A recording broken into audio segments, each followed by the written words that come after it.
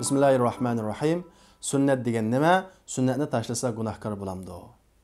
Sünnet deganimiz payg'ambarimiz buyurgan yoki o'zi qilgan yoki huzurida boshqalar qilsa, sukut qilish orqali uni tasdiqlagan ishlar sünnet deyildi. Endi sünnet ikki turga bo'linadi. Birinchisi ta'kidlangan yoki kuchlik sünnet. Ta'kidlangan sünnet deganimiz payg'ambarimiz o'zrisiz tashlamagan, doim qilgan ishlarni ko'rsatadi. Masalan, jamoat bilan namoz o'qish, namozning sunnatlari bular ta'kidlangan sünnet. Bu ta'kidlangan sunnatni o'zrisiz holda tashlasa yomon ko'riladi, malomat qilinadi va payg'ambarimizning shafoatidan mahrum qilish ehtimoli bo'ladi. Ammo gunohkor bo'lmaydi. Ikkinchi turi ta'kidlanmagan sunnat. Ta'kidlanmagan sunnat deganimiz payg'ambarimiz ba'zida qilgan, ba'zida qilmagan ishlar. Masalan, asr namozidan burun 4 rakat sunnatni qo'sh, bu ta'kidlanmagan sunnat. Onundan boshqa payg'ambarimizning yurish, turish va kiyim-kechaklardagi sunnatlarmi ta'kidlanmagan sunnat. Bu mustahab deb ataladi. Ta'kidlanmagan sunnatni tashlasa yomon ko'rilmaydi, malomatmi qilinmaydi, albatta gunohkormi bo'lmaydi. Ammo savobdan mahrum qoladi.